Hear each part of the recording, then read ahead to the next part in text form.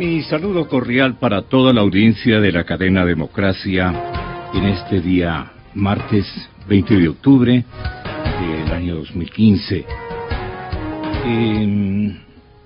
Titulares del comercio apuntan a señalar que 17 contratos en Campos Maduros se están renegociando.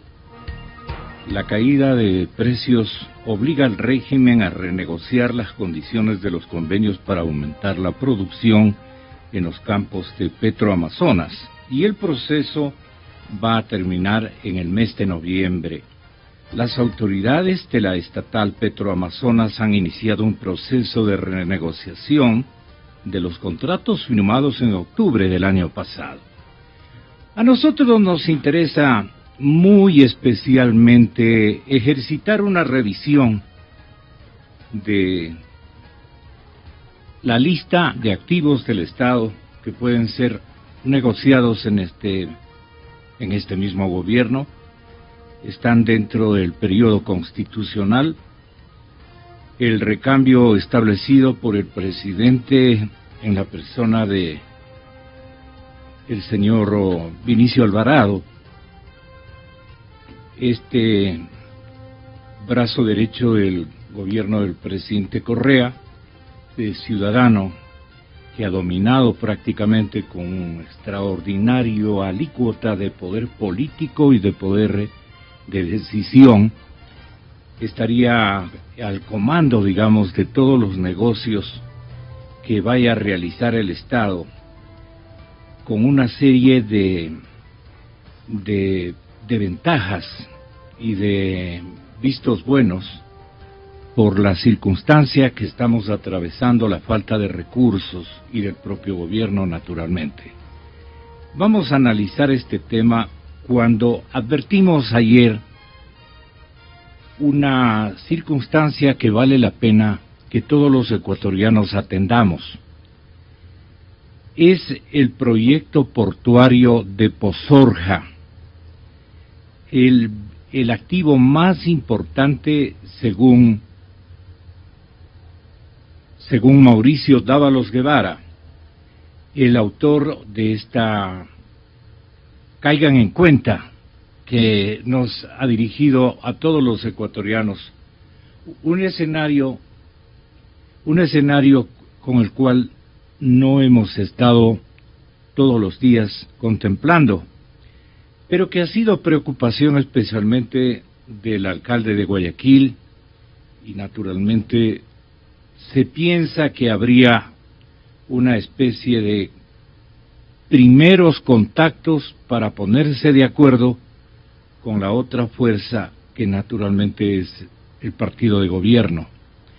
En esto vamos nosotros a tratar de comprobar que Pozorja es uno de los activos más importantes, porque es el único puerto internacional que, realizando obras de infraestructura, como lo mencionó ayer Mauricio Dávalos, pues se abriría la posibilidad de una gran negociación que interesa a un sinnúmero de círculos financieros económicos del lado privado internacional inclusive.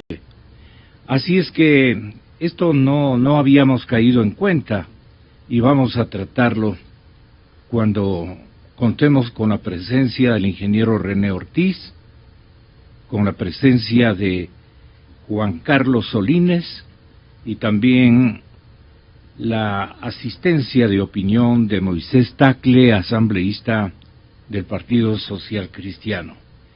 En este gran tema que nosotros hemos preparado para esta mañana, le pedimos su atención. El frente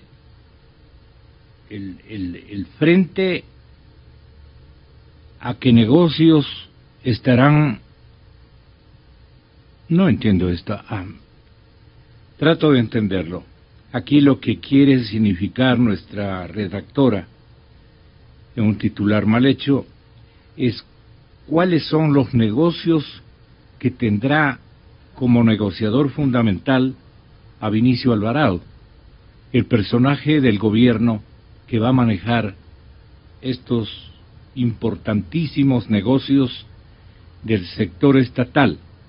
Entonces, quien cita el principal proyecto de negociación, o sea, la Perendulce, es Mauricio Dávalos, ex colaborador del gobierno, quien con conocimiento de causa nos está ilustrando sobre el proyecto de Pozorja, que ha sido una gran preocupación también del Partido Social Cristiano en Guayaquil y especialmente del señor alcalde. Y ahora, de donde ustedes recuerdan esa colisión que hubo entre el presidente Correa y el alcalde Nebot hace algunos meses, cuando decían exactamente los señores de social cristianos y de Madera de Guerrero, decían: ¿y de dónde vamos nosotros a arreglar la parte estructural? ¿Con qué recursos nosotros podemos enfrentar la obra grande que necesita el Ecuador en materia de puertos? Y es Pozorja. Y claro, Mauricio hace un recorrido también por lo que antes se intentó hacer en el puerto de Manta, que estratégicamente y geográficamente podría ser el puerto más de sentido común, porque Manabí tiene una mayor profundización territorial hacia el Océano Pacífico, antes que este otro, que tiene otros méritos, otros valores agregados, y que naturalmente le harían un bien gigantesco a la provincia del Guayas y naturalmente a su epicentro político, que lo maneja el Partido Social Cristiano y que lo pretenderá manejar el partido Alianza País para futuras ocurrencias electorales. En fin, estamos revisando, señoras y señores, y aquí está con nosotros el principal del Instituto Geofísico de la Politécnica Nacional. Ingeniero, bienvenido, muy buenos días. Estamos con el ingeniero Patricio Ramón y también estamos con el director del instituto, Mario Ruiz. Gracias a los dos. Por obvias circunstancias, el ingeniero Ramón tiene que alinearse con alguna revisión que se van a hacer técnicamente, según me supo manifestar el día de ayer. Pero le pido su licencia, Mario, para yo poder conversar con Patricio Ramón por línea telefónica. Él nos está escuchando este momento. ¿Cuál es la situación en términos de escenarios, en términos de cómo está el volcán? ¿Qué aguardan ustedes técnicamente con su experiencia, señor ingeniero Ramón? Usted nos dirá en qué estado se encuentra la diligencia técnica, la perspectiva y especialmente los eventos que ustedes están de alguna manera esperando se vayan a dar en el volcán Cotopaxi, que nos tiene a todos bajo una circunstancia de meditación profunda. Este escenario 3 lo estaba analizando el día de ayer, de la obra que ustedes redactaron con el apoyo desde la época, más bien dicho, de producido el evento de 1877, que ha quedado fijado como un escenario número 3. Muy buenos días. ¿Cuál es el parte que nos podría ofrecer a todos los ciudadanos de este país?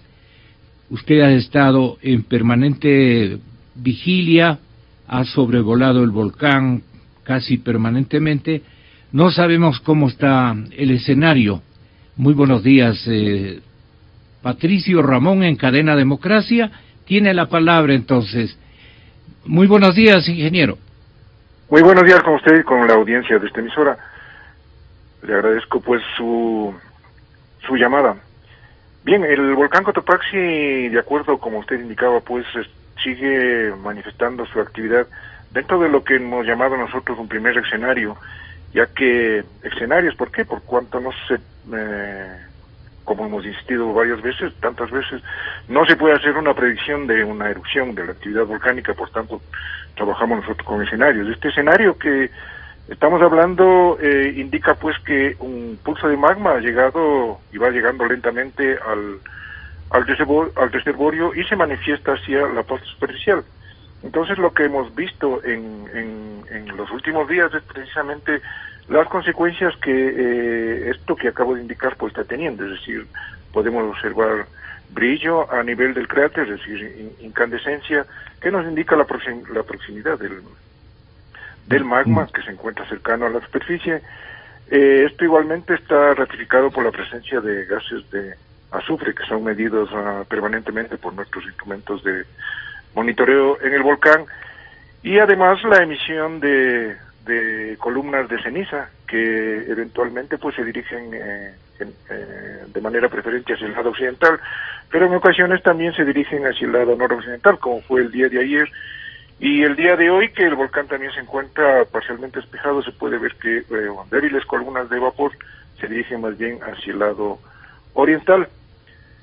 Esto pues es lo que está caracterizando la actividad del volcán durante estos últimos días, es decir, confirmando que estamos en este primer escenario que nos indica pues que de todas maneras la actividad que se está produciendo no es una actividad extremadamente intensa, y que eventualmente y como está ocurriendo, da lugar también a la generación de pequeños flujos de lodo, o lajares como los denominamos nosotros, de carácter secundario, ya que obedecen más que nada esto a la fusión del glaciar que se está ocasionando al momento, o a las lluvias que se producen en el volcán y dan lugar a estos lajares secundarios. Entonces esto pues es una visión general de lo que al momento está ocurriendo con la actividad del volcán, y como decía, pues ajustándose al escenario número 1.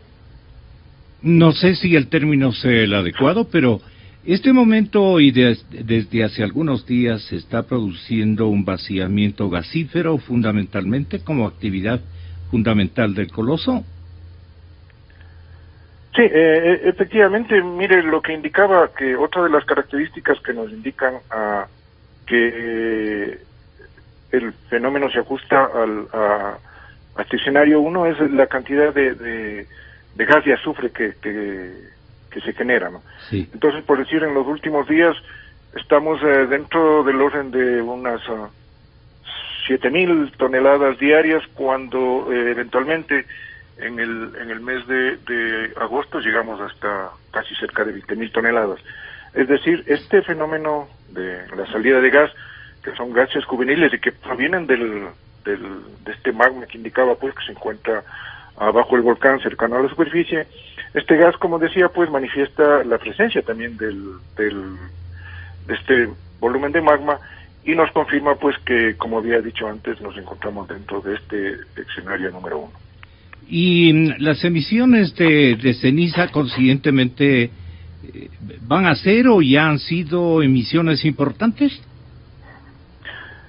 Bueno, al momento la cantidad de ceniza, o por lo menos lo que estamos viendo en este día, en este momento la cantidad de ceniza es más bien un baja, contenido leve dentro de la columna de vapor de agua, a diferencia de lo que ha sido días anteriores. ¿Cómo se visualizan entonces los gases? Perdón, ingeniero, le interrumpí, pero la pregunta es, ¿cómo se visualizan los gases, digamos? Yo pensaba que eso estaba en la ceniza. Sí, mire, la columna de emisión no es únicamente vapor de agua, sino que adicionalmente tiene otros gases, como estos gases de azufre, como mencionado, como CO2, como CO, gases de cloro, bromo, etcétera, y que eventualmente estos pueden ser medidos. Tenemos una red de medidores de gas de SO2, llamamos a esta red DOAS, y que están permanentemente midiendo la cantidad de gas de azufre que se está produciendo, que se introduce a la atmósfera. Esto, como decía, son instrumentos ópticos que permiten detectar la presencia de SO2 o de gas de azufre en la columna de emisión, y eso es lo que estamos midiendo. Los valores que yo había indicado anteriormente son los que se han producido en estos últimos días. ¿Qué es lo que ustedes han contemplado desde las aeronaves, seguramente del gobierno, de FAE, que les ha servido para monitorear, digamos, desde lo alto, ¿no? Hay hinchazones que no se puede uno dar cuenta porque son mínimas, ¿no? Según ha informado el propio Instituto Geofísico, son de centímetros. Eso tienen que detectar con otro tipo de tecnologías. Pero yo digo, ¿qué es lo que ustedes pueden visualizar desde una aeronave? ¿Cuáles son, digamos, las consignas de verificación que ustedes llevan técnicamente a producir en los sobrevuelos, a los que me dicen que usted permanentemente ha asistido, ha estado presente en la aeronave? Sí, efectivamente así es. Gracias a la gestión del Ministerio Coordinador de Seguridad se ha podido disponer de un avión de la Fuerza Aérea, ya, desde el cual hemos podido hacer diversas observaciones. Hacemos observaciones con una cámara infrarroja. Esto es para medir las temperaturas que se producen tanto al interior del cráter como en los flancos del volcán, pero también para medir otro tipo de gases que se producen dentro de estas columnas de emisión.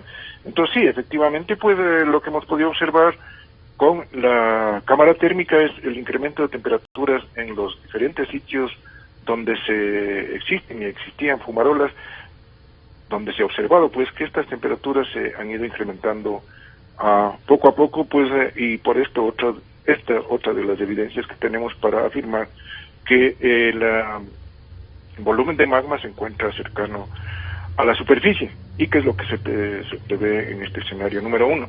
Por otro lado, también estas medidas térmicas nos indican pues la presencia de anomalías termales que anteriormente no se tenía y que se pueden observar ahora al interior del... ¿Y esas señales qué les glaciares dicen a ustedes, los científicos? ¿Qué señales, digamos, qué eventos próximos anuncian las características de lo verificado?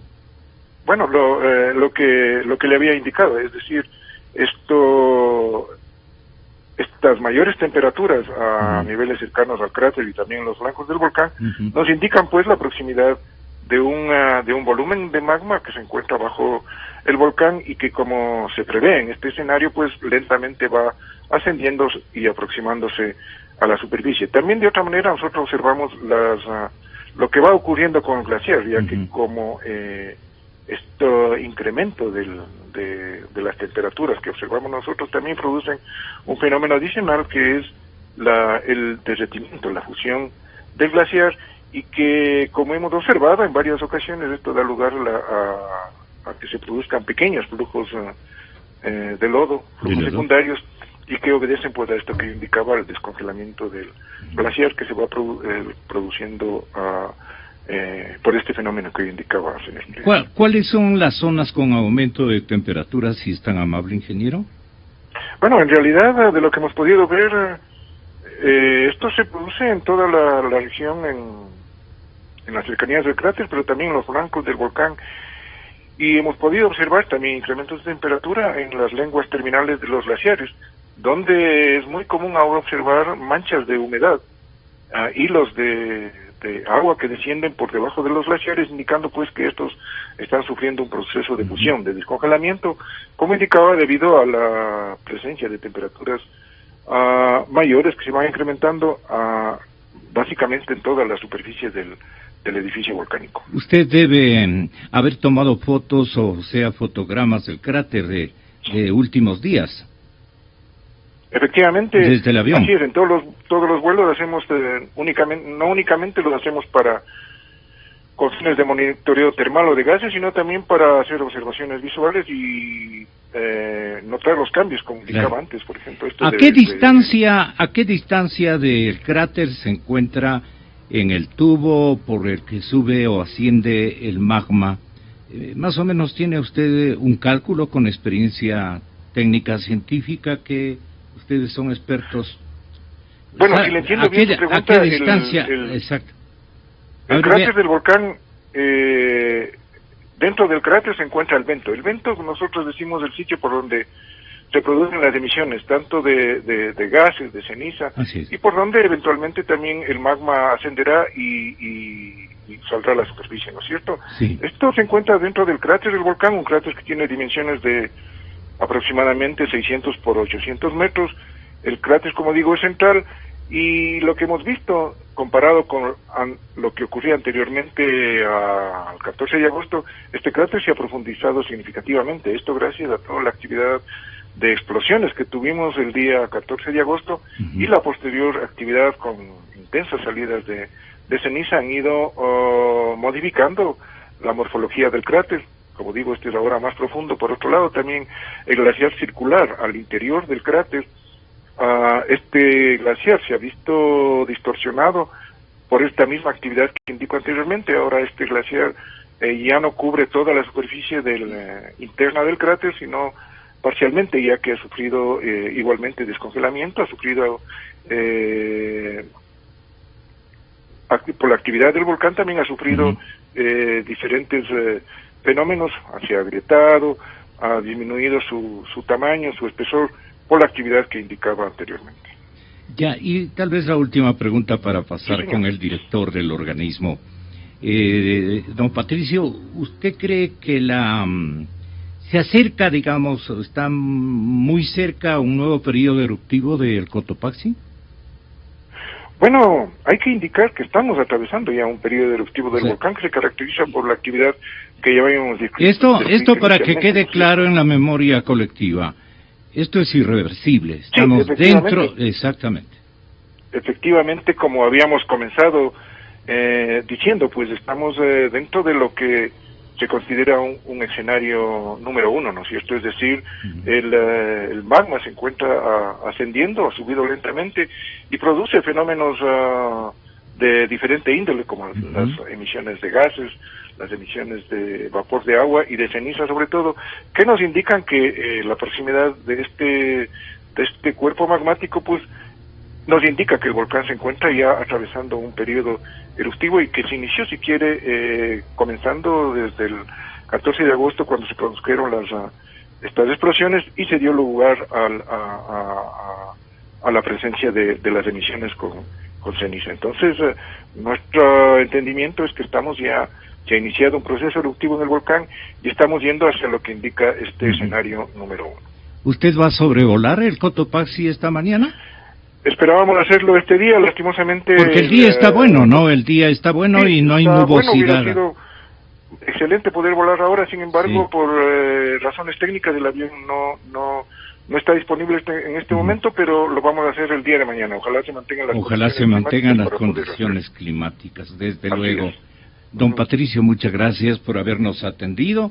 Y hoy me quedo con el señor ingeniero Mario Ruiz, director del Instituto Geofísico, que ha tenido la bondad de acompañarnos en el estudio en vivo y en directo. La otra fue una llamada telefónica también en vivo y en directo. Don Patricio, ingeniero, muchas gracias, si es que todavía está en línea. Gracias, un buen día. Complicado el asunto, Mario. Muy buenos días, y entro preguntándole lo siguiente. Ya tenemos más o menos los elementos que hacen ya no presumir, sino que estamos ya dentro de un proceso eruptivo. Y entonces, ¿a qué momento la alarma, en este caso roja, la naranja, ¿no? Ya puede, sí. La alarma, en este caso naranja, comenzaría a tomar o a cobrar vigencia. Más bien dicho, ¿qué sigue dentro del proceso monitoreado científicamente? ¿Qué sigue en la personalidad de este ser vivo que es el Cotopaxi? ¿Qué le dicen los informes anteriores, especialmente de las características del evento? Los 4 escenarios parece que podría surgir, ojalá no, el segundo o tercer escenario.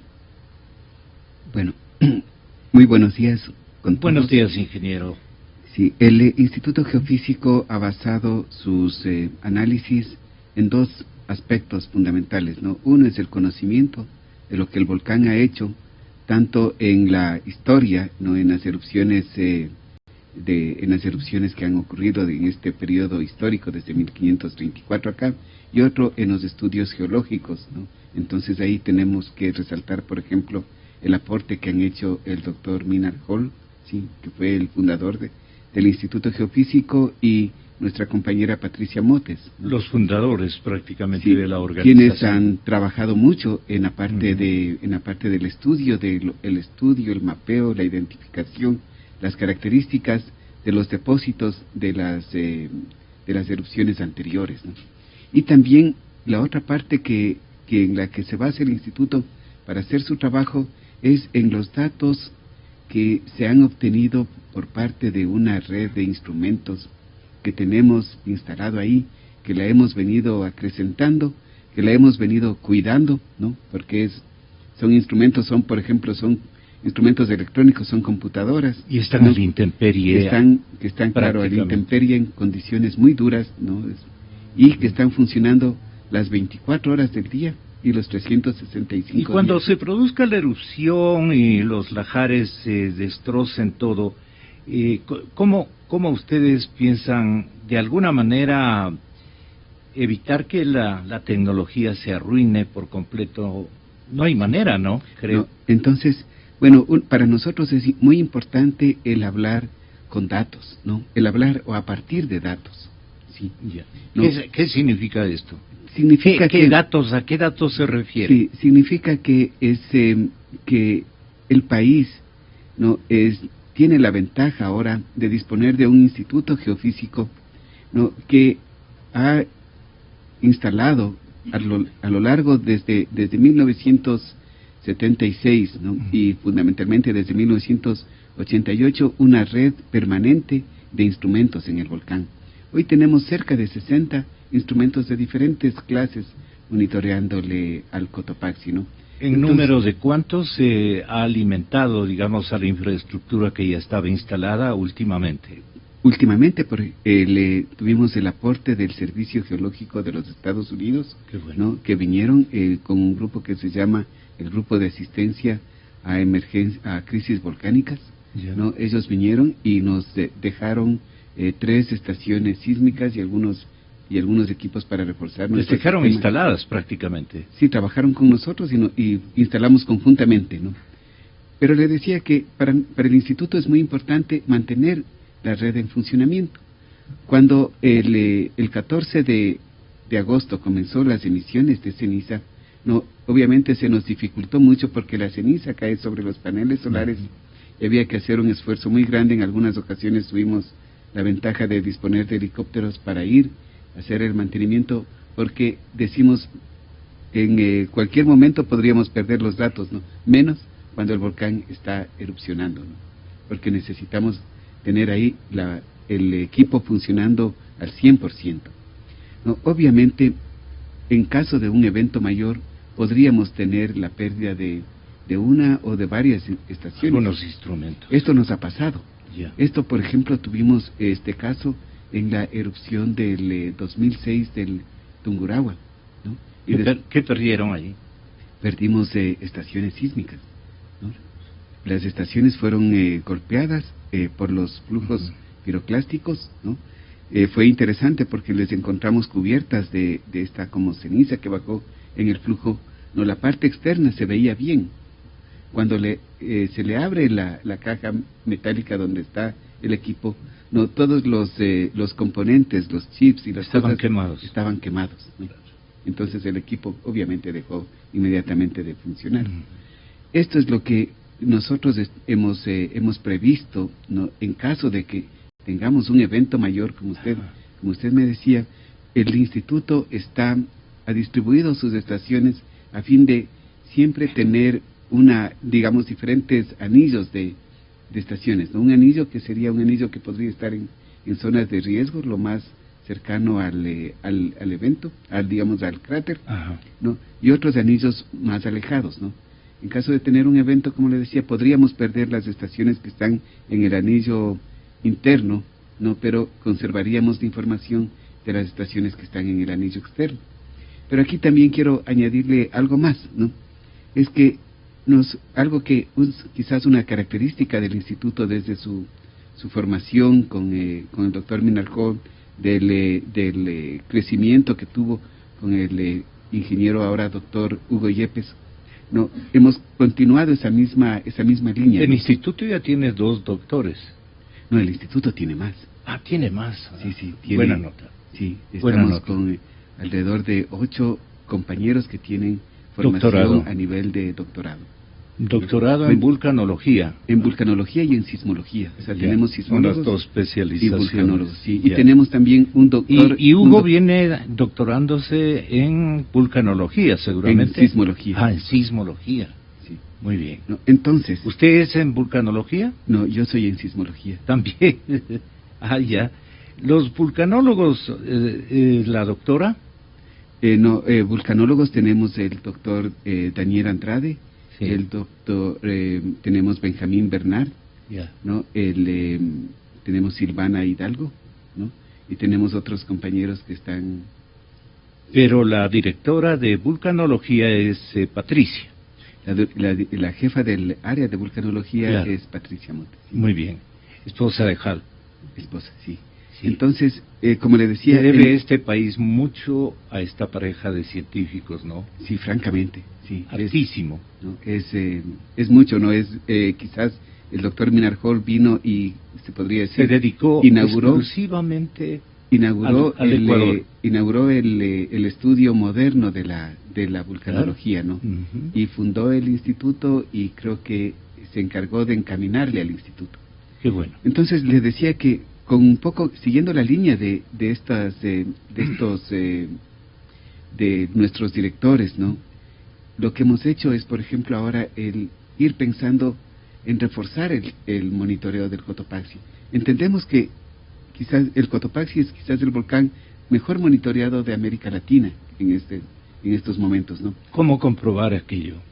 Perdone Bueno, que le... Sí, podemos ver que, por ejemplo, que aparte del Cotopaxi, los otros volcanes que están también, que tienen un alto nivel de monitoreo, son el Popocatépetl en México, ¿no? El volcán Colima en México, Yeah. el Arenal en Costa Rica, ¿no? ¿Y en El Chile? Nevado del Ruiz, ¿no? Sí, y en Chile todavía está desde hace unos años está surgiendo, está fortaleciéndose o está creciendo el nivel de monitoreo volcánico, ¿no? Pero creo que el Ecuador, ¿no? Es uno de los países líderes, digamos así, en cuanto a monitoreo volcánico en América Latina. Pero para completarle la idea, para no desviarme, hemos hecho un requerimiento al gobierno japonés, ¿no? Para mejorar aún más el monitoreo del volcán Cotopaxi. Y tenemos buenas noticias, ¿no? El gobierno japonés ya ha dado una preaceptación a nuestro proyecto, a nuestra propuesta, y vamos a trabajar en un reforzamiento aún mayor del volcán Cotopaxi. Ellos tienen, no hablemos de mejor tecnología, pero están más a un nivel, digamos, altísimo, Sí, entonces, para monitorear a ámbitos que seguramente antes no se lo hacía por falta de tecnología. sí, y desde el 2004 nosotros hemos tenido la cooperación del gobierno de Japón, ¿no? Para monitorearle los volcanes ecuatorianos, ¿no? Tuvimos con ellos un proyecto que se llamó Mejoramiento de las capacidades de monitoreo de monitoreo volcánico en el Ecuador, y estamos ahora haciendo una segunda fase de ese proyecto. ¿Usted recuerda el problema que tuvo Japón, no de carácter sísmico ni vulcanológico, pero sí de un problema que le costó muchísimas víctimas? Ahí el Ecuador se puso de pie en lo pequeño que somos, pero el embajador que vino acá, ¿ustedes recuerdan? El embajador del Japón vino acá y la respuesta de la ciudadanía fue solidaridad, fue apoyo, y entonces todo eso, favor con favor se paga. En términos de solidaridad, Japón, yo creo que tengo la seguridad plena de que les va a apoyar por la vía de esta infraestructura tecnológica que requieren. Y esto es algo que el embajador de Japón, el señor embajador de Japón, con su amabilidad, con la riqueza que tiene él personal, ¿no? Sí, sí. Él siempre ha reconocido, ¿no? Él dice que él reconoce, ¿no?, que el pueblo ecuatoriano, ¿no?, y el gobierno ecuatoriano, ¿no?, apoyó en el caso del tsunami que afectó la zona de Tohoku, ¿no?, en el centro norte de Japón, ¿no? Aquí estuvimos con él y se fue muy reconocido porque le llamó gente y todo lo demás. Pero mire, fue importante para nosotros, ¿no?, que desde el 2004 tenemos el apoyo del gobierno de Japón a través de JICA para nuestros esfuerzos para mejorar el monitoreo de los volcanes ecuatorianos. Con ellos ahora estamos también en un proyecto para mejorar nuestra capacidad para la detección de tsunamis en el país. Sigamos con los potenciales escenarios eruptivos del Cotopaxi. Ya hemos dicho que existen 4 escenarios. Uno primero, en el que se trataría de un evento poco explosivo, caracterizado por una actividad de fuente de lava en el cráter, de tipo estramboliano, como ustedes suelen mencionar. Se piensa que de producirse una reactivación, digamos una erupción, este tipo de actividad sería casi permanente durante todo el ciclo eruptivo. Pero vamos al otro. El escenario número 2. Este escenario, señores oyentes, considera una actividad algo más explosiva del volcán.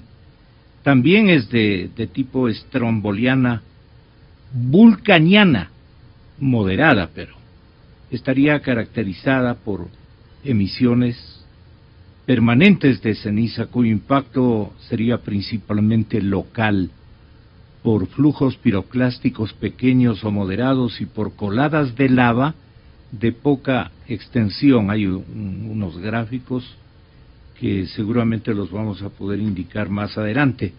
Como fue a las personas que están naturalmente viéndonos por televisión digital.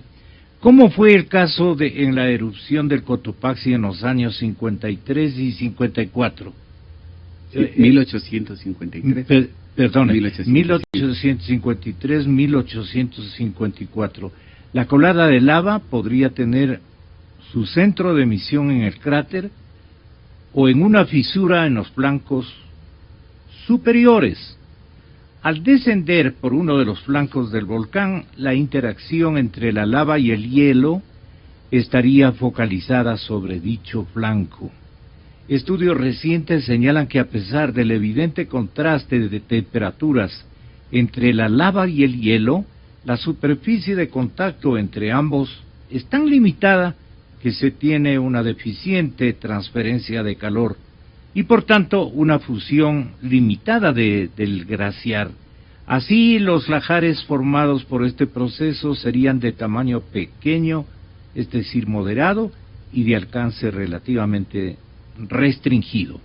Caso contrario de formarse flujos piroclásticos, los lahares generados alcanzarían volúmenes importantes, aunque menores a los del 26 de junio de 1877.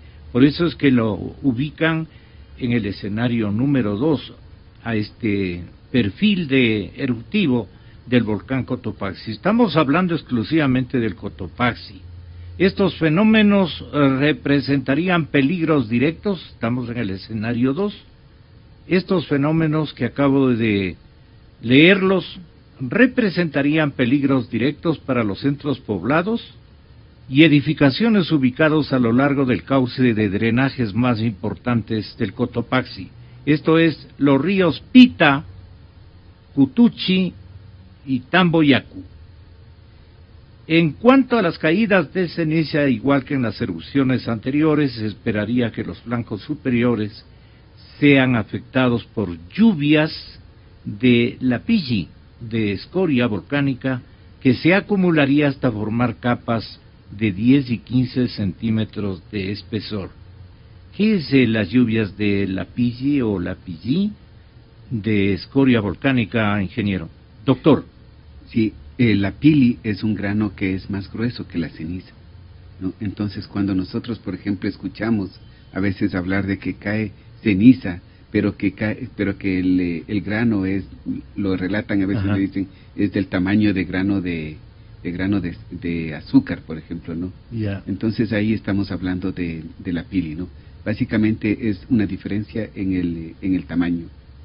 Ya, correcto, está entendido. Y el escenario 3, que es el evento ya grande, el escenario 3, les pido atención a los oyentes. Este escenario corresponde a un evento similar a la última erupción grande del volcán, esto es junio de 1877. Ese evento se ubicó en el escenario número 3, caracterizado porque se considera como el evento típico, el más importante en todas las erupciones del Cotopaxi. Se trata de una erupción volcánica explosiva, caracterizada, es lo que se ha reiterado, es lo que ha venido presentándose. Si han habido, por decir algo, 10 erupciones, es un número que me invento, pues 7 han sido de estas características, o 6 por lo menos. Vuelvo y repito, señores oyentes, se trata de una erupción volcánica explosiva, caracterizada por una actividad vulcaniana azufliniana, términos científicos, emisiones importantes de ceniza que afectarían tanto a los alrededores del volcán como a amplias regiones al occidente del mismo. Se generarían flujos piroclásticos por el desbordamiento del magma del cráter, los cuales descenderían simultáneamente por varios o por todos los flancos del volcán, al norte, al sur, al este, al oeste, intermedio, todo, como una olla de arroz que alguien mencionaba, como una olla de arroz. La ocurrencia de flujos piroclásticos daría lugar a la formación de flujos de lodo y escombros, o sea, los lahares de gran volumen, que producirían serios estragos en amplias zonas pobladas, asentadas en las cercanías y a todo lo largo de los ríos, nuevamente, el Pita, los ríos Pita, Cutuchi y Tamboyacú, hasta por cientos de kilómetros aguas abajo. ¿Me están escuchando? Hasta por cientos de kilómetros aguas abajo. Igualmente, se debe esperar mayores acumulaciones de escoria y de ceniza, quizás de hasta 40, 50 centímetros de espesor, un medio metro, sobre los flancos altos y de 5 a 10 centímetros, obviamente en las áreas cercanas al occidente del volcán, así como acumulaciones de pocos milímetros de ceniza en las provincias costeras de Guayas, Manabí y Esmeraldas. Miren ustedes, se libraría parcialmente la provincia del Oro. Durante la erupción del 26 de junio de 1877, se reportó que en la zona de Tanicuchí, unos 30 kilómetros al sureste del volcán, cayeron fragmentos de escoria del tamaño de un puño, mientras que en Guayaquil hubo leves lluvias de ceniza muy fina durante 3 días posteriores a la erupción. ¿Esto quién manifiesta? Esto manifiesta Teodoro Wolff, El año de 1878 él estuvo aquí y construyó una memoria de la erupción. Finalmente, también es posible que ocurran coladas de lava andesítica. ¿Esto qué es, doctor? Estas coladas andesíticas. Andesítica se refiere a la composición química del magma o de la lava, ¿no? En este caso tendríamos... ¿Y por qué le dicen colada también? Colada indicaría la forma, ¿no? La forma del depósito, ¿no? Si es que el depósito tiene un ancho relativamente ya importante, ¿no? Si no es un flujo muy delgado, ¿no? Entonces se le puede llamar una colada de lava, ¿no? Y andesítico es una composición química relativamente intermedia en cuanto a la cantidad de sílice que tiene el magma, ¿no? Esto le da también un carácter de una explosividad digámosle moderada, ¿no? Porque puede haber otros volcanes con otros magmas que pueden tener una mayor explosividad, una mayor capacidad para producir erupciones violentas. ¿Cómo el magma puede ser explosivo? Es lo que no entendemos. La Porque, colada se riega y va reventando. No, bueno, cuando ya sale la colada de lava, entonces ahí ya no tiene explosividad, ¿no? Entonces esta solamente se encarga de fluir. De destruir prácticamente. ¿No? Sí, pero antes de que salga, cuando está todavía dentro del conducto, ¿no? El magma tiene la posibilidad de alojar gases en su interior, ¿no? Entonces, mientras mayor es la concentración de sílice, tiene la posibilidad y el magma se vuelve más viscoso, tiene la posibilidad de alojar más volátiles en su interior. Una vez que se decomprime... es más destructivo. Sí, una vez que se descomprime ese magma, sí, los gases tienden a salir en forma violenta, ¿no? Y ahí es cuando producen esta salida violenta de los gases que estaban atrapados en el magma, hace que se produzcan las explosiones.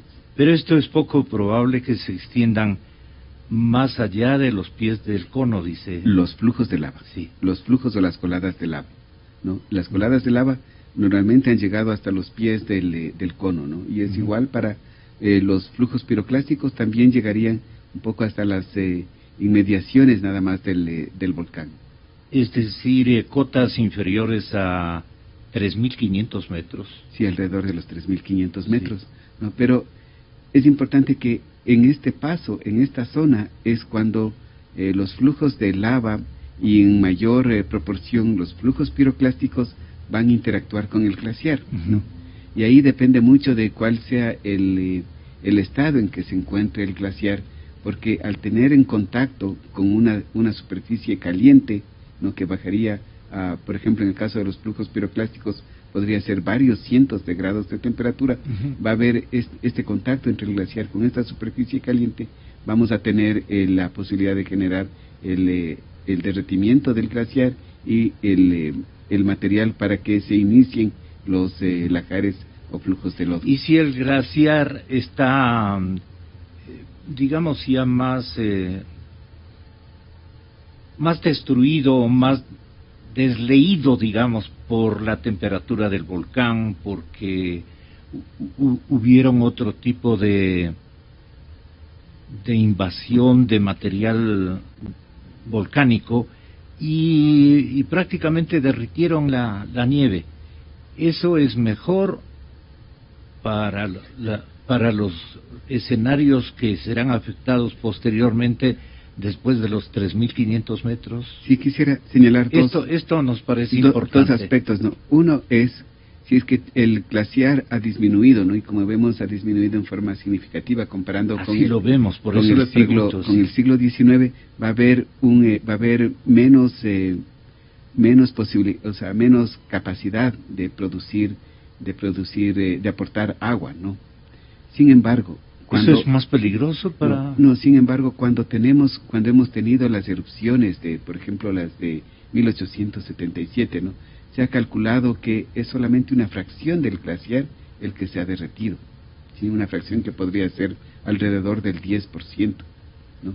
Entonces no necesitamos tener el glaciar completo para producir la cantidad de agua que se requiere para formar un flujo piroclástico como el de 1877, ¿no? Va a ser también importante cuál es el estado de salud del glaciar. Si el glaciar ha sufrido o tiene muchas fracturas, muchas grietas, muchas cravazos, es el caso de Cotopaxi ahorita. Va a haber como decía anteriormente, va a haber una mayor superficie de contacto con estos flujos piroclásticos y quizás la posibilidad de tener un mayor porcentaje de derretimiento del glaciar. Denos un diagnóstico del estado en que se encuentra en este momento la capa de hielo en el cono. Bueno, estamos haciendo estudios con el INAMI, conjuntamente con el INAMI. Hay un glaciólogo ahí, Bolívar Cáceres, que está trabajando con nosotros, ha participado en algunos sobrevuelos. Nuestro afán es el ofrecer a la ciudadanía los datos más respaldados posibles, ¿no? Tenemos constataciones de que el nivel de fracturamiento en el glaciar se ha incrementado. Exacto. ¿No? Entonces esto nos hace presumir. ¿Eso es malo para las consecuencias? Eso podría ser que como le decía, que el porcentaje de glaciar que pueda ser descongelado o fundido no sea mayor al que tuvimos en las erupciones anteriores, ¿no? ¿Y eso qué significa? Pero de que los lajares podrían tener, ¿no?, niveles o volúmenes similares, ¿no?, de los que ocurrieron en 1877, aún sabiendo que el volumen general del glaciar ha disminuido, ¿no? Pero quizás se compensa por este mayor porcentaje de posible descongelamiento, ¿no? Entonces estos son escenarios que los estamos analizando, tratamos de estudiarles, ¿no?, para poder dar estimaciones más cuantitativas, más cercanas. ¿Usted podría referirnos las dos temperaturas que posiblemente se enfrentarían, las temperaturas de el hielo y de la colada de magma que vendría por encima? Claro. La temperatura del hielo podemos imaginarnos, ¿no? La temperatura de congelamiento es 4 grados y podemos suponer que el hielo está ¿Y hasta cuándo asciende una colada que recién sale del cráter? Un flujo piroclástico puede tener 700 grados de temperatura, ¿no? Entonces la diferencia es notable, ¿no? Gigantesca, 4 frente a 700. Sí. El que va a triunfar es el de 700, se deslíe completamente. Sí, pero... Y esta agua, tal vez es una pregunta muy ciudadana, ¿y esta agua baja hirviendo, por ponerlo en esos términos? Bueno, en algunos casos se han reportado que estos lodos, ¿no? Porque son lodos, sí. Después el agua va incorporando el material que encuentra en su paso, y como es un torrente también muy muy grande, lo que va haciendo es va erosionando, ¿no? Y va llevando, ¿no?, capas incluso de tierra de los lados, ¿no? Entonces el volumen crece, ¿no?, conforme está bajando, ¿no? Una vez que llega a zonas más planas, en cambio, este flujo de lodo comienza a depositar la material en los lados, ¿no? Entonces el cono queda flaquito seguramente después. No tanto. Mire que fue interesante que en la erupción de 1877, ¿no?, se supuso que con tantos flujos de lodo que bajaron, ¿no?, la gente pensó que se había ya derretido el casquete, el glaciar, ¿no? Y después observaron que no, que el glaciar seguía ahí. Y Teodoro Wolff, que subió al volcán y vio por dónde bajaban los flujos piroclásticos, él dijo él midió, ¿no?, y dijo se derritió digamos unos 10 metros de la parte superior del glaciar, ¿no? Pero el glaciar en algunos casos tiene 100 metros de espesor, y en otros tiene 50 metros de espesor. Entonces la parte que se derritió fue una relativa la capa más delgada, pequeña del glaciar, ¿no? Entonces este es un dato importante. Claro. Es posible que ocurran coladas ya. Entonces termina manifestando el estudio del Instituto Geofísico, no es una crónica periodística Lo que yo le estoy leyendo es el trabajo de muchísimos años, con una recolección de datos que desde la época del sabio Teodoro Wolff, es cierto, del científico Teodoro Wolff, hasta la era de Hall, han venido recogiendo como testimonios, y eso les sirvió a ustedes cuando con Patricia y su esposo se dedicaron a hacer este informe. Y mire ¿Estoy en lo cierto? Sí, mire que fue interesante, ¿no? El doctor Teodoro Wolff fue profesor fundador de la Escuela Politécnica Nacional. No me diga, eso no conocía, ¿no? Y sus... o sea, ya había la Politécnica en esos años. Entonces, cuando se creó la Politécnica, el doctor Teodoro Wolff fue su fundador y estuvo con... y él dio inicio a esta, digamos, a los estudios geológicos en el país. Sus alumnos, ¿no? Fueron por ejemplo, los hermanos Martínez, ¿no? Que ellos después pasaron a ser, uno de ellos pasó a ser profesor de geología en la Universidad Central del Ecuador. ¿Los Martínez eran quiteños? Sí, Luis A. Martínez, por ejemplo. Ah, ya, claro. Sí. Creo que son ambateños. Ambateños, sí. Luis A. Martínez. Entonces... hombre estudioso. Sí. Escritor. Escritor también, sí. Entonces, yo creo que es importante para nosotros, para el Instituto Geofísico, el adentrarnos en los estudios del volcán, y por eso decía, remarcar de que después, ahora con la tecnología, lo que nosotros estamos haciendo es ofreciendo el mejor monitoreo posible, ¿no? Y tratando de, por ejemplo, de avanzar en la preparación, porque creemos que una vez iniciado el proceso eruptivo, ¿no? Tal como dice en este libro que se publicó en el 2004, ¿no? Una vez iniciado en el proceso eruptivo, es muy posible que se den, por ejemplo, escenarios el escenario tipo 3, ¿no? Que tiene un 60% de probabilidad, lo escribieron en los autores de este libro, o el escenario tipo 2, que puede tener un 30%. Pablo Samaniego creo que afirmó esto, ¿no? Pablo Samaniego él es vulcanólogo. Sí, ¿Dónde anda Pablo? Pablo Samaniego es ahora vulcanólogo, investigador del Instituto de Investigaciones para el Desarrollo de Francia. Vea eso. Sí, estuvo visitándonos hace pocas semanas y colaborando con nosotros en el entendimiento, en el análisis de la actividad del Cotopaxi. Qué buena nota, un gran ecuatoriano, el señor doctor Pablo Samaniego, un vulcanólogo que está nada más ni nada menos contratado por el gobierno de Francia y está trabajando en Europa. Esos son los productos de la Politécnica, del Instituto Geofísico y también de la Escuela Nacional.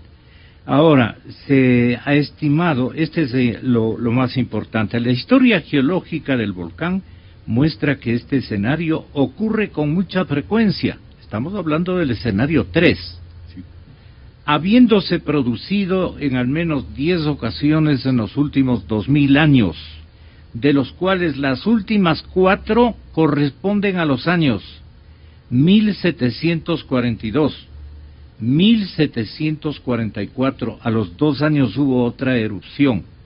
Luego, de 1744, el Cotopaxi erupcionó en 1768, en el escenario número 3, que no es cualquier cosa, el escenario número 3 es tremendo.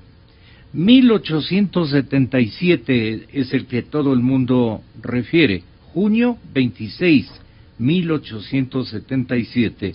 Se ha estimado que una vez iniciado un proceso eruptivo en el Cotopaxi, las probabilidades de que el mismo evolucione hasta el escenario 3 son del 60%. Este es no un vaticinio, sino una deducción, ¿no es cierto?, a la que arriba el propio profesor Samaniego, compañero de nuestro director del instituto este mismo instante. Hasta ahí termina, el escenario número 3. ¿Por qué yo me quedé con este escenario? Porque tengo la impresión, por el tiempo que ha transcurrido, de que bien podría entre el 2 y el 3 estar la realidad eruptiva de próximos meses seguramente, o de próximas semanas, en el caso de nuestro Cotopaxi de el 2015. Nuestro Cotopaxi del 2015.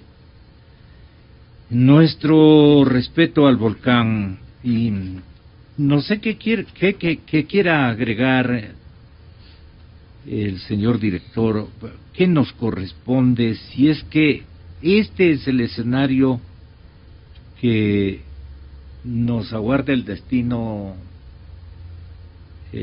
vulcanológico, porque este va a ser un impacto nacional, ¿no?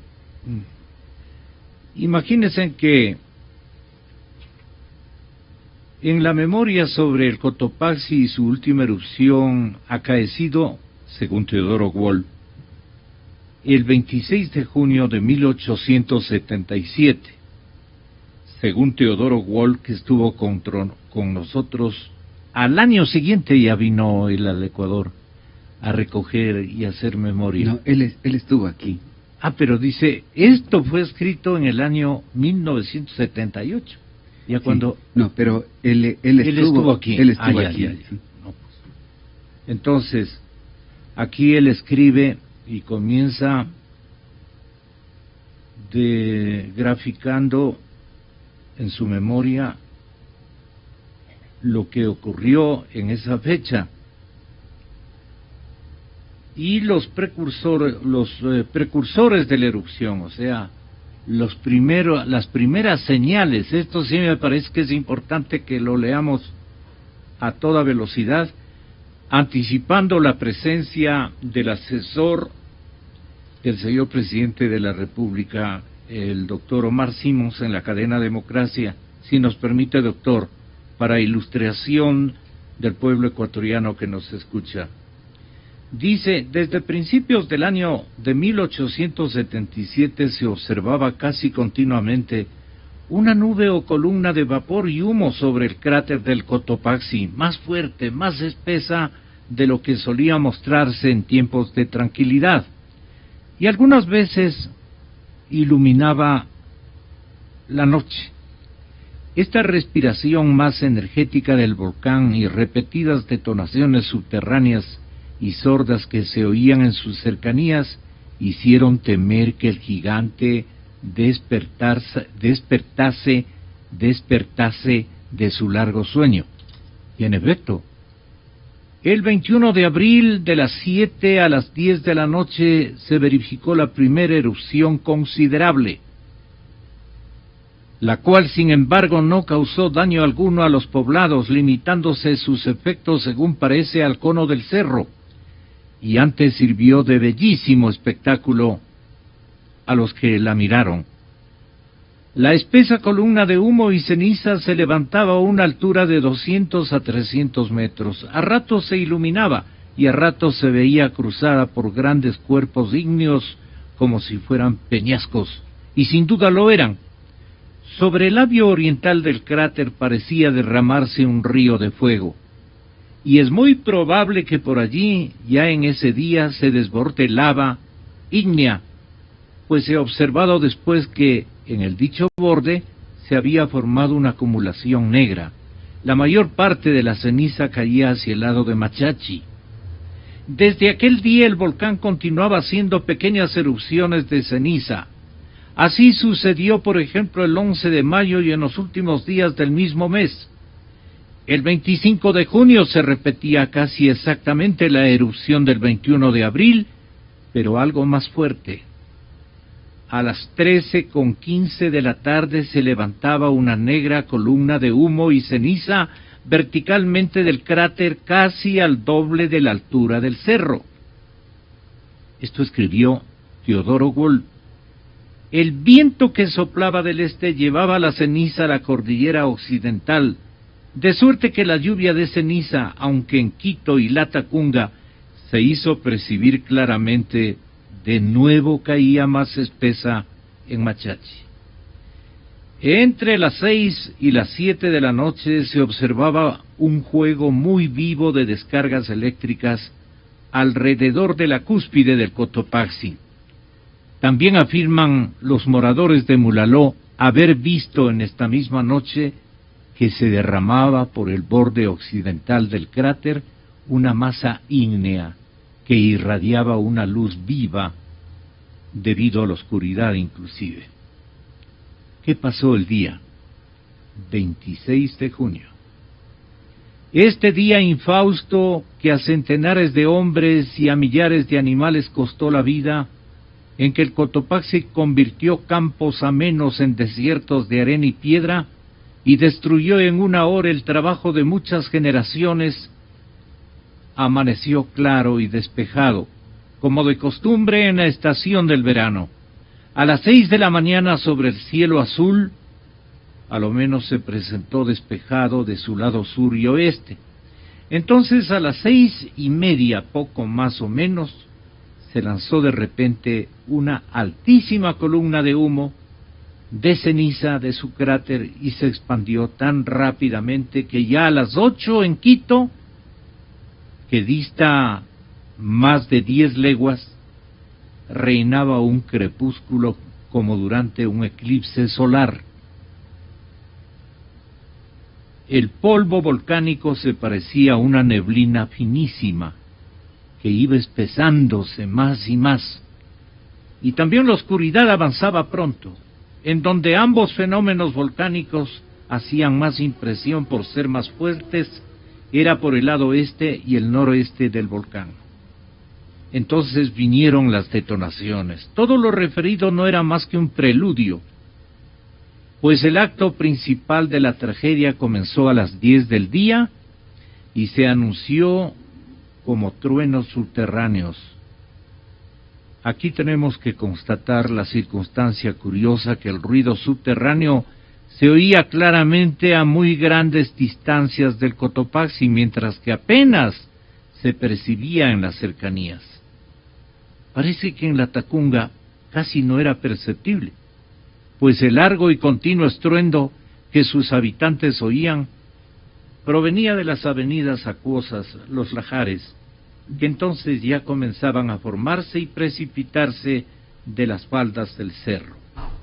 De Quito nos aseguran que muchas personas no oyeron los estampidos sordos, que a otros parecía como descargas muy lejanas de artillería.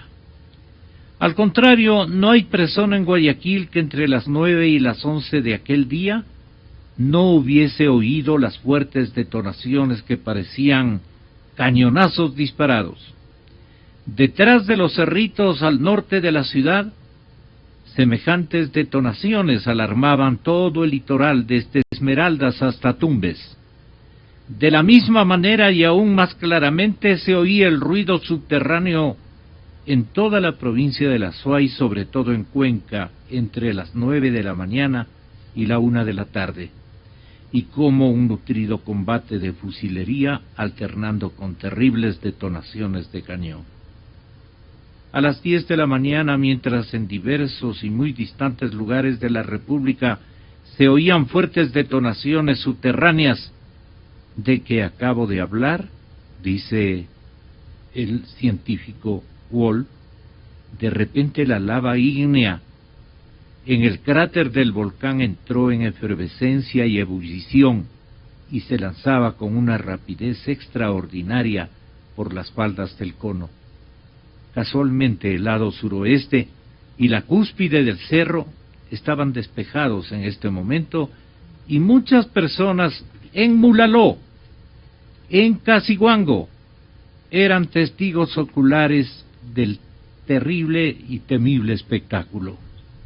Con vivos colores pintaron el aspecto espantoso del Cotopaxi en el momento en que una masa negra, o sea la lava, brotaba humeando y en grandes borbollones sobre todas las márgenes del cráter, a la vez como la espuma de una olla de arroz que al fuego repentinamente comienza a hervir y derramarse.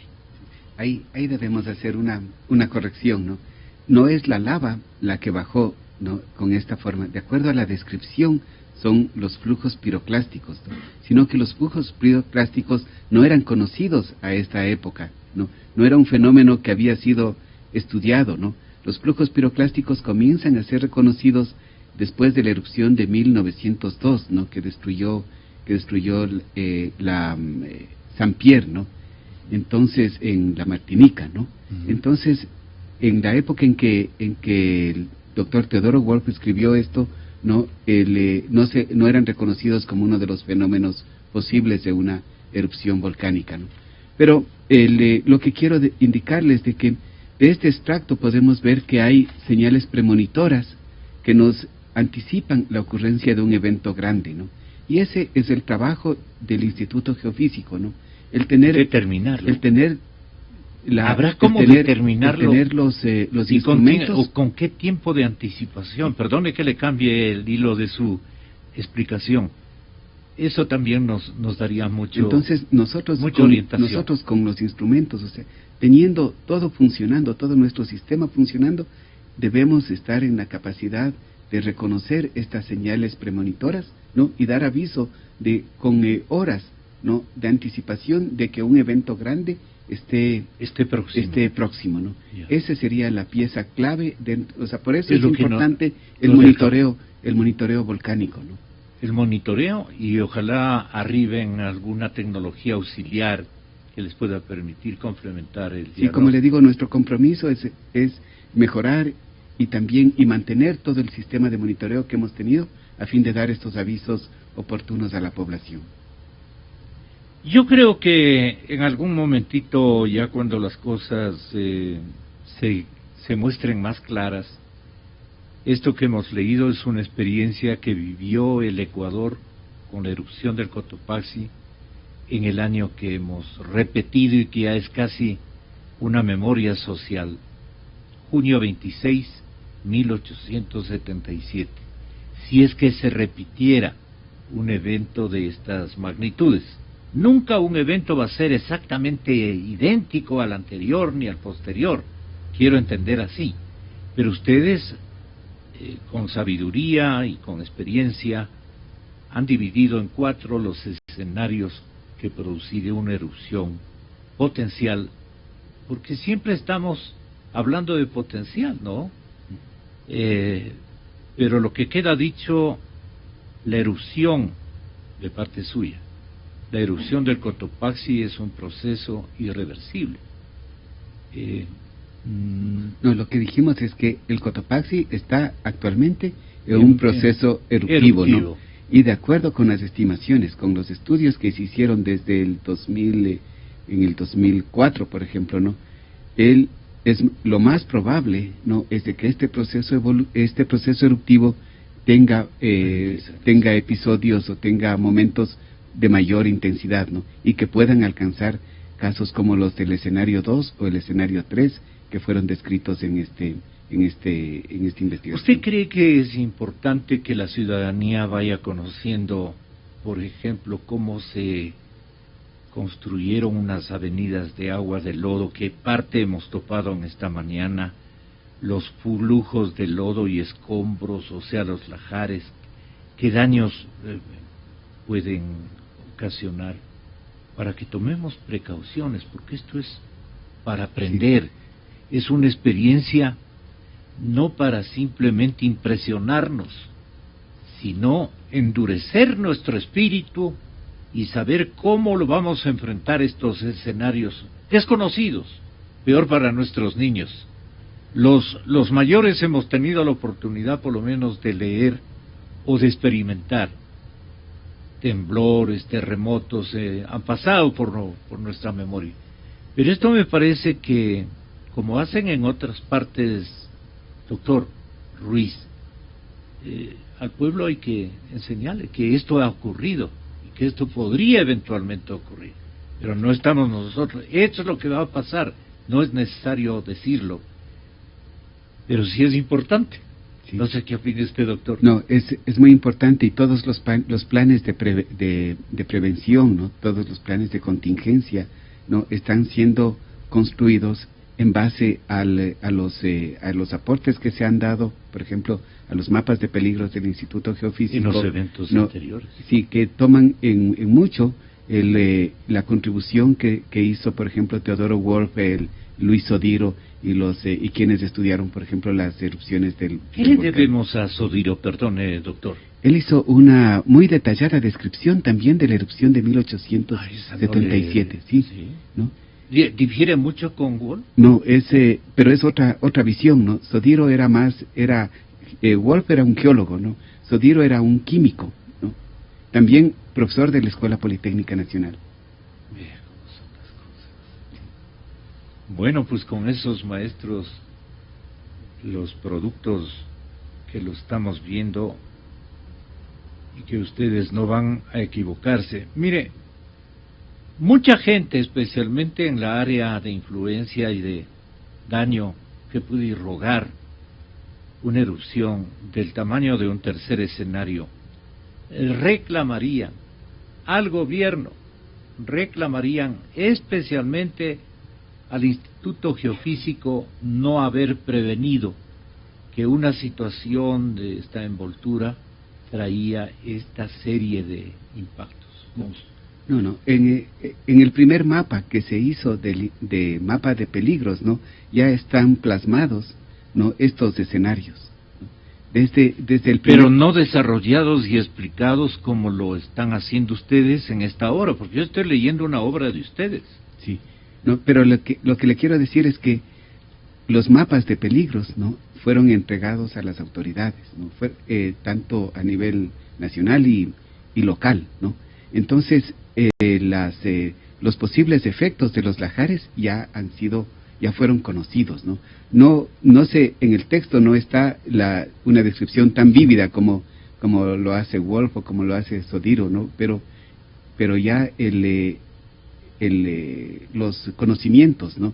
que se tienen de estas erupciones son los que se han plasmado y se han transmitido a las autoridades, y es sobre estos conocimientos que se están desarrollando los planes de preparación y los planes de contingencia, ¿no? Entonces, sí está incorporado esta parte de conocimiento dentro de las actividades de prevención. Esto de que, señoras y señores, el acto siguiente a lo que nos hemos permitido darles a conocer en una relación real, en una relación informativa de realidad total, hay actos siguientes como formación de los flujos piroclásticos, la fuerte erupción de ceniza que duró muchas horas. El momento adecuado, nosotros estaremos tratando de darles a conocer como un complemento a lo que eventualmente en este escenario número 3 podría ocurrir. Pero puede ser que sea un escenario 2, puede ser que sea un escenario 1, no creo que... Ahora, el señor ministro de Seguridad dijo, por lo menos nosotros, sí, César Navas. El señor ministro César Navas dijo, por lo menos en el gobierno pensamos que un evento similar al de junio de 1877 no se va, es muy difícil que pueda ocurrir.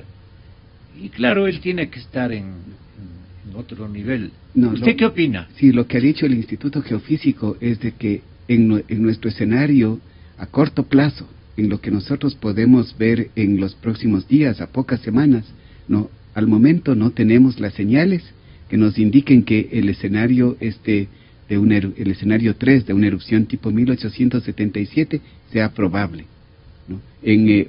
Sea el más probable, perdón, ¿no? Sea el más, ese más es muy importante, sí, pero puede darse. Entonces lo que hemos dicho es que para los próximos días o semanas, lo más probable es que tengamos la actividad como está ahora, ¿no? Estamos en el escenario número 1, ¿no? Que es menos probable que se dé el escenario número 2, que es una erupción tipo la que está tipo 1854, ¿no? Ya. Sí. Sin embargo, hemos dicho que que menos probable aún es en los próximos días o semanas, ¿no? Es un escenario de una erupción de 1877. Ahora, si vemos en términos de meses o de años, ¿no? Lo que debemos de indicar es de que tanto el escenario 2 como el escenario 3 son escenarios factibles, ¿no? Son escenarios y posibles. Es factible también que el coloso nos mantenga en vigilia durante mucho tiempo. Sí, porque en la historia los tiempos de los volcanes gigantes. son diferentes a los nuestros, ¿no? Claro. Y es por eso que una de los puntos importantes del instituto es indicar a la población de que el proceso eruptivo no ha terminado, ¿no? Ya. Sí, pero las señales, el volcán todavía muestra señales de que no ha vuelto a sus niveles normales, ¿no? Por lo tanto, nosotros debemos aprovechar este tiempo para capacitarnos más, para prepararnos más, para poder enfrentar de mejor manera cualquier contingencia que venga en el futuro. Pero para la gente que resultará más afectada, si es que, ay Dios bendito, ojalá pueda limitar ese impacto, pero la gente está viviendo una circunstancia terrible. Me comentaban ayer unos latacungueños. Sí, no es fácil. Nosotros entendemos que es muy triste, es muy doloroso, ¿no? Pero creo que es el tiempo en el que nosotros debemos aprovechar para prepararnos. Así es. Esta que quede como una lección, ¿no? El tiempo que Dios nos da, toda esta temporalidad que vamos a atravesar, es justamente para que nos preparemos y bien.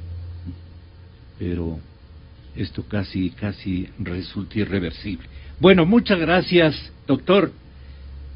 Esto es duro, pero es a la vez apasionante, créame. Y lo que uno trata es de orientar de la manera que mejor cree.